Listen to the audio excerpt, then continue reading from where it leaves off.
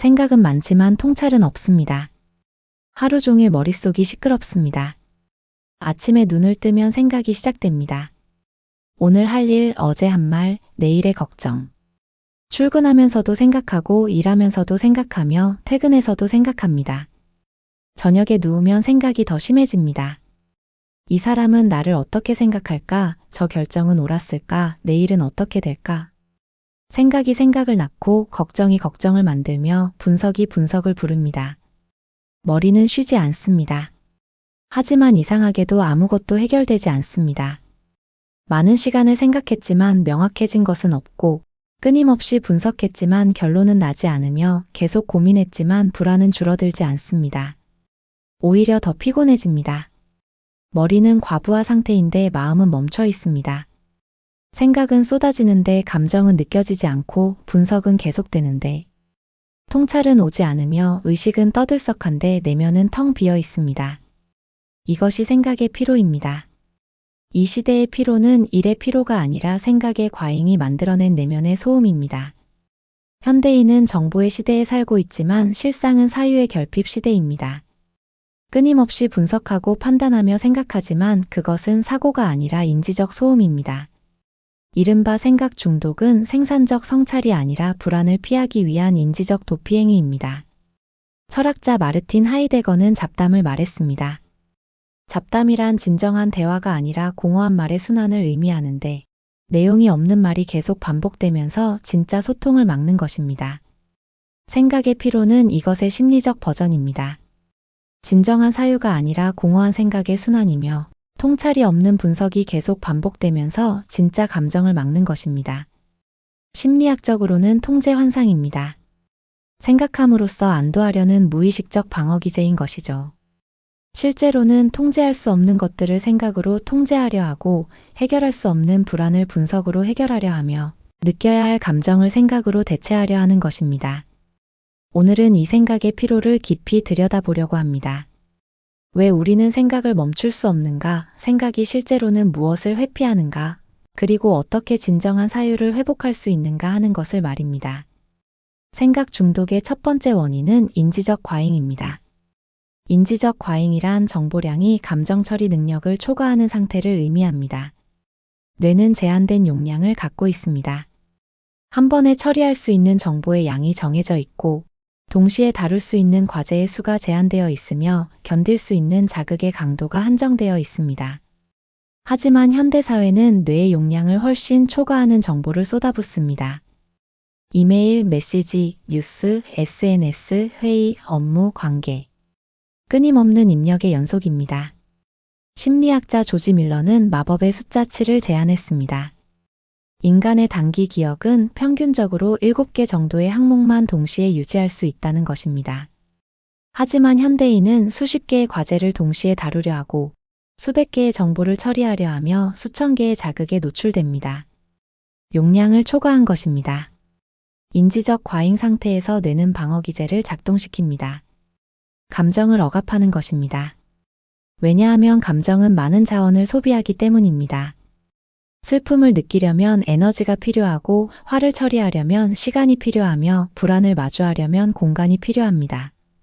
하지만 이미 과부하 상태인 뇌는 이 자원을 낼 수 없습니다. 그래서 감정을 억압하고 대신 사고로 전환합니다.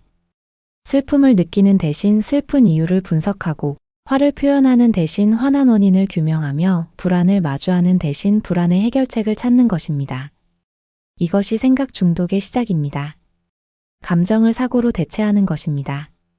신경과학 연구에 따르면 감정과 사고는 뇌의 다른 영역을 사용합니다. 감정은 주로 변형계에서 처리되고 사고는 주로 전전두엽에서 처리됩니다. 인지적 과잉 상태에서는 전전두엽이 과활성화되고 변형계가 억압됩니다. 계속 생각하지만 아무것도 느껴지지 않는 것입니다. 두 번째 원인은 자기기만입니다. 자기기만이란 스스로를 속이는 것을 의미하는데 심리학에서는 방어기제의 한 형태로 분류됩니다. 진실을 마주하기 어려울 때 인간은 자신을 설득하는 이야기를 만듭니다. 그리고 그 이야기를 믿습니다. 생각 중독은 자기기만의 도구입니다. 끊임없이 생각함으로써 스스로를 설득하는 것입니다. 이 관계는 괜찮다고, 이 직장은 맞다고, 이 선택은 옳다고. 실제로는 괜찮지 않고 맞지 않으며 옳지 않을 수 있습니다. 하지만 감정은 그것을 알고 있습니다. 가슴이 답답하고 몸이 무겁며 마음이 불편합니다. 이 감정을 마주하면 진실과 대면해야 합니다. 관계를 끝내야 할 수도 있고 직장을 그만둬야 할 수도 있으며 선택을 바꿔야 할 수도 있습니다. 하지만 그것은 두렵습니다. 그래서 생각으로 감정을 덮습니다. 합리화하고 정당화하며 설명합니다. 이것은 일시적으로 성장 단계다. 모든 관계에는 문제가 있다. 완벽한 선택은 없다. 계속 생각하고 분석하며 설득합니다. 이것이 자기 기만이고 생각 중독의 연료입니다. 철학자 바리흐 스피노자는 말했습니다. 감정이 생각을 낳는다고 말입니다. 사람들은 생각이 먼저라고 믿습니다.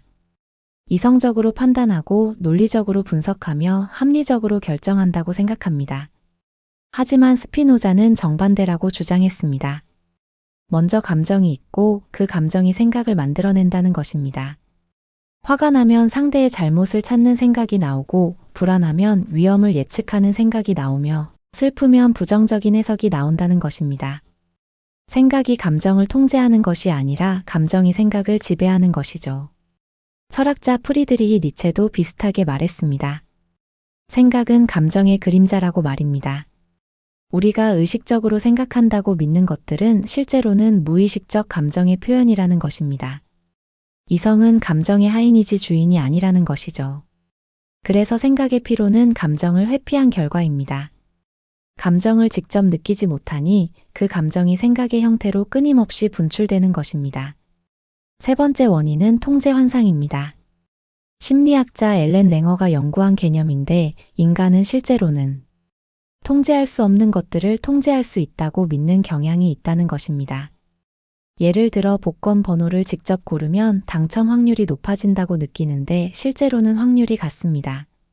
주사위를 힘껏 던지면 큰 숫자가 나온다고 믿는데 실제로는 무작위입니다. 이것이 통제 환상입니다. 생각 중독도 통제 환상의 일종입니다. 생각함으로써 상황을 통제할 수 있다고 믿는 것입니다. 미래를 예측하면 불안을 줄일 수 있고, 과거를 분석하면 후회를 해결할 수 있으며 타인을 이해하면 관계를 조정할 수 있다고 믿습니다. 하지만 실제로는 대부분 통제할 수 없습니다. 미래는 불확실하고 과거는 바꿀 수 없으며 타인은 독립적입니다. 그럼에도 계속 생각합니다. 왜냐하면 생각하는 동안은 뭔가 하고 있다는 느낌이 들기 때문입니다. 무력감보다는 생각하는 것이 낫다고 느끼는 것입니다. 이것이 통제 환상이고 생각 중독을 유지시키는 메커니즘입니다. 네 번째 원인은 반추사고입니다. 심리학에서 반추랑 같은 생각을 반복적으로 되새기는 것을 의미합니다. 소가 되새김질하듯이 같은 문제를 계속 씹는 것입니다. 반추사고는 우울증의 주요 증상 중 하나입니다. 심리학자 수잔 놀런 혹세만은 반추가 우울을 심화시킨다는 것을 발견했습니다. 반추는 문제를 해결하지 못합니다.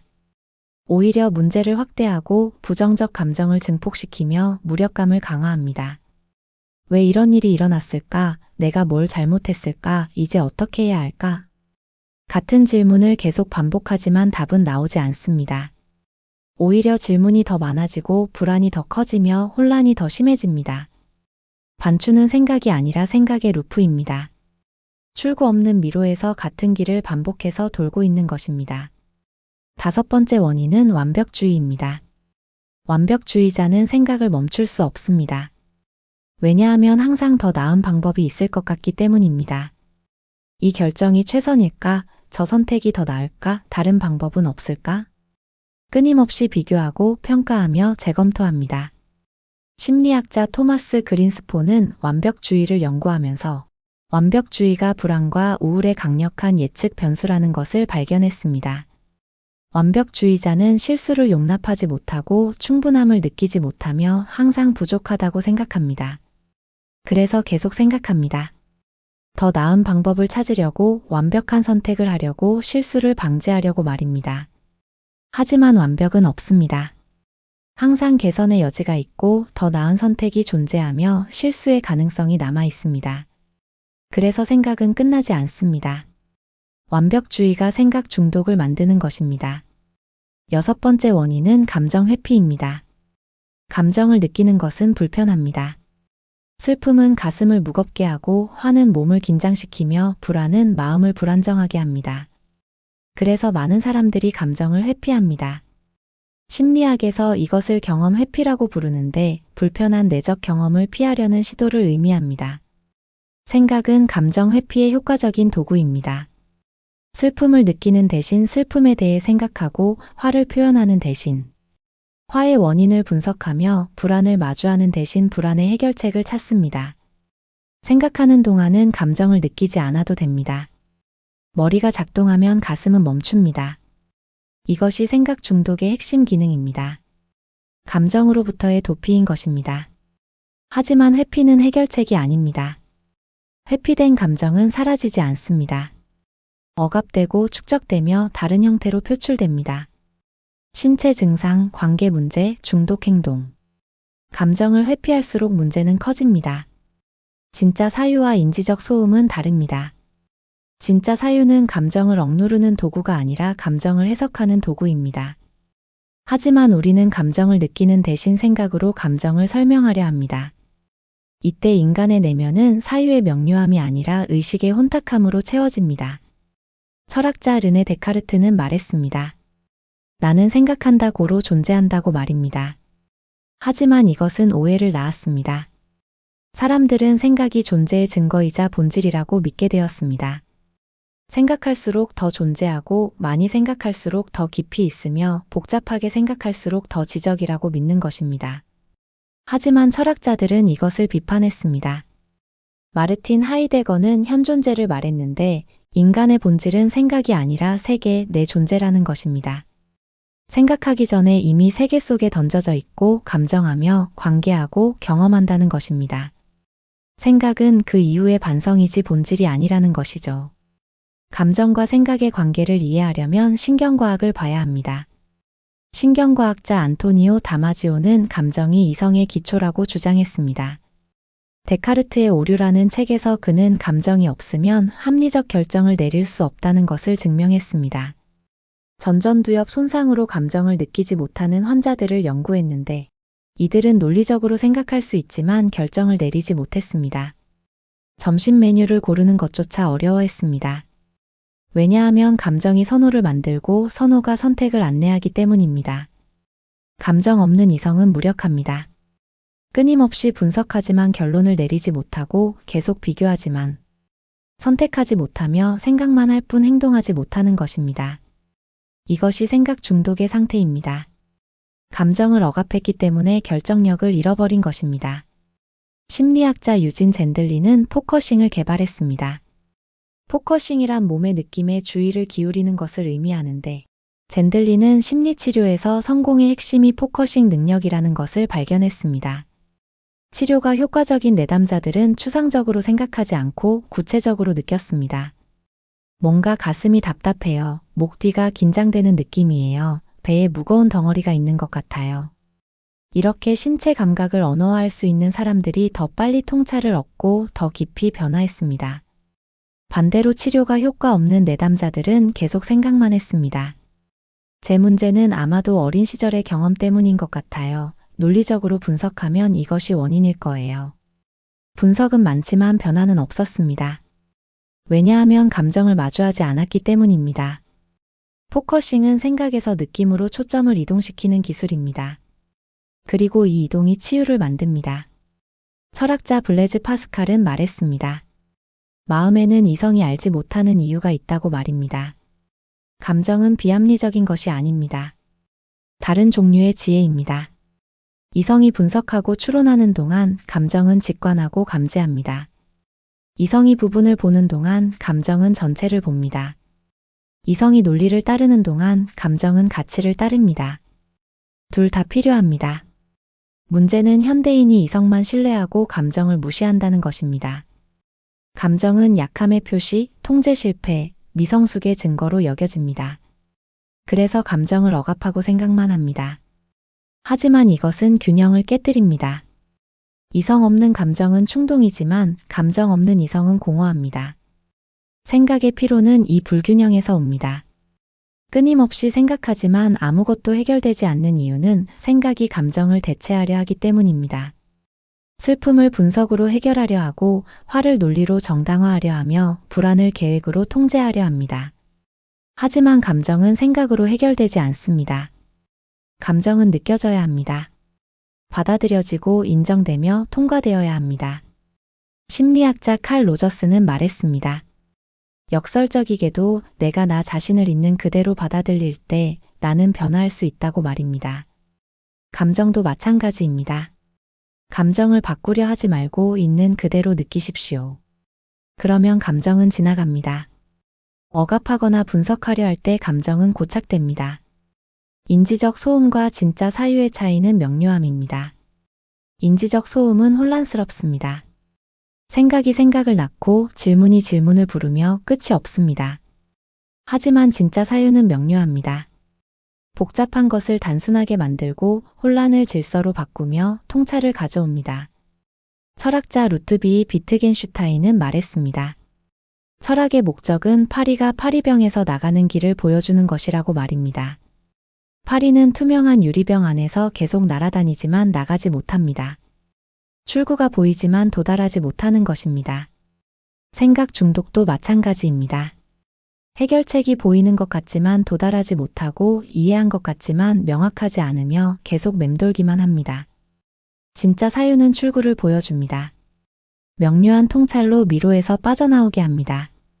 생각의 피로에서 벗어나려면 생각을 줄이는 것이 아니라 감정을 인정하는 것이 필요합니다. 첫 번째 방법은 감정의 명명입니다. 감정을 정확하게 이름 붙이는 것입니다. 심리학자 리사 펠드먼 베럿은 감정 세분화를 연구했습니다. 감정을 세밀하게 구분할 수 있는 사람일수록 정서적 웰빙이 높다는 것을 발견했습니다. 그냥 기분이 나쁘다 대신 실망스럽다, 좌절스럽다, 배신감을 느낀다처럼 구체적으로 명명할 수 있으면 그 감정을 더 잘 다룰 수 있다는 것입니다. 왜냐하면 명명은 인식을 만들고 인식은 통제를 가능하게 하기 때문입니다. 매일 저녁 10분 투자해서 감정 일기를 쓰십시오. 오늘 어떤 감정을 느꼈는가? 그 감정은 언제 시작되었는가? 몸의 어디에서 느껴졌는가? 구체적으로 적으십시오. 이것이 생각에서 감정으로 초점을 이동시킵니다. 두 번째 방법은 포커싱입니다. 유진 젠들린의 방법을 실천하는 것입니다. 조용한 곳에 앉아서 눈을 감고 몸의 주의를 기울이십시오. 머리에 생각을 내려놓고 가슴, 배, 목으로 주의를 옮기십시오. 어디가 긴장되어 있는가, 어디가 무거운가, 어디가 답답한가. 그 느낌에 이름을 붙이십시오. 뭔가 덩어리 같은 느낌, 끈적한 느낌, 쪼이는 느낌. 완벽한 단어가 아니어도 괜찮습니다. 대략적으로라도 느낌을 언어화하십시오. 그리고 그 느낌에게 물으십시오. 너는 무엇에 대한 것이니? 답을 기다리십시오. 강제로 분석하지 말고 자연스럽게 떠오르는 것을 관찰하십시오. 종종 통찰이 찾아옵니다. 아, 이것은 그 일에 대한 분노였구나. 이것은 인정받지 못한 슬픔이었구나. 이 인식이 생기면 감정이 움직입니다. 고착되어 있던 에너지가 흐르기 시작하는 것입니다. 일주일에 3번, 각 15분씩만 포커싱 연습을 하십시오. 머리의 생각이 몸의 느낌으로 바뀌는 경험을 하게 될 것입니다. 세 번째 방법은 생각 관찰입니다. 마음챙김 명상의 핵심 기법인데 생각을 멈추려 하지 말고 관찰하는 것입니다. 심리학자 존 카바찌는 마음챙김 기반 스트레스 감소 프로그램을 개발했습니다. 핵심은 판단 없이 현재 순간을 관찰하는 것입니다. 생각이 떠오르면 아, 생각이 일어나는구나라고 인식하고 그냥 지나가게 두는 것입니다. 생각을 억압하지도 말고 따라가지도 마십시오.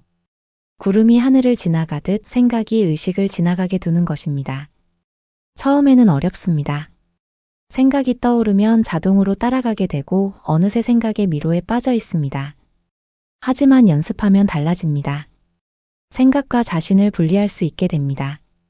나는 생각하는 사람에서 생각을 관찰하는 사람으로 정체성이 이동하는 것입니다. 이것이 메타인지입니다. 생각에 대한 생각, 의식에 대한 의식. 이 관점에서 보면 생각은 덜 압도적이 됩니다. 네 번째 방법은 신체 활동입니다. 생각은 머리에 갇혀 있을 때 증폭됩니다. 몸을 움직이면 에너지가 순환하고 생각이 분산됩니다. 신경과학 연구에 따르면 운동은 뇌율의 신경영양 인자를 증가시켜 뇌 건강을 개선하고 세로토닌과 도파민 같은 신경전달 물질을 조절하며 스트레스 호르몬인 코르티솔을 감소시킵니다. 격렬한 운동일 필요 없습니다. 30분 걷기만으로도 충분합니다. 걸으면서 발바닥이 땅에 닿는 느낌, 팔이 흔들리는 느낌, 바람이 피부를 스치는 느낌에 집중하십시오. 몸으로 돌아오면 머리가 조용해집니다. 요가, 태극권, 춤 어떤 형태든 좋습니다. 중요한 것은 몸의 감각에 주의를 기울이는 것입니다. 생각에서 감각으로, 머리에서 몸으로 에너지를 이동시키는 것입니다. 다섯 번째 방법은 표현적 글쓰기입니다. 심리학자 제임스 페네베이커는 표현적 글쓰기의 치유 효과를 연구했습니다. 그는 참가자들에게 가장 깊은 감정과 생각을 15분 동안 자유롭게 쓰게 했습니다. 문법, 철자, 구조는 신경 쓰지 말고 그냥 쓰도록 했습니다. 놀랍게도 이 단순한 개입이 신체 건강을 개선하고 면역 기능을 향상시키며 정신 건강을 증진시켰습니다. 왜냐하면 억압된 감정을 표현하는 것 자체가 치유적이기 때문입니다. 생각 중독에 빠져 있을 때 종이에 모든 것을 쏟아내십시오. 걱정, 분노, 두려움, 슬픔, 혼란. 정리하려 하지 말고 판단하지 말고 그냥 흐르는 대로 쓰십시오. 이것을 스트림 오브 컨셔스니스 글쓰기라고 부릅니다. 머릿속 소음을 밖으로 꺼내는 것입니다.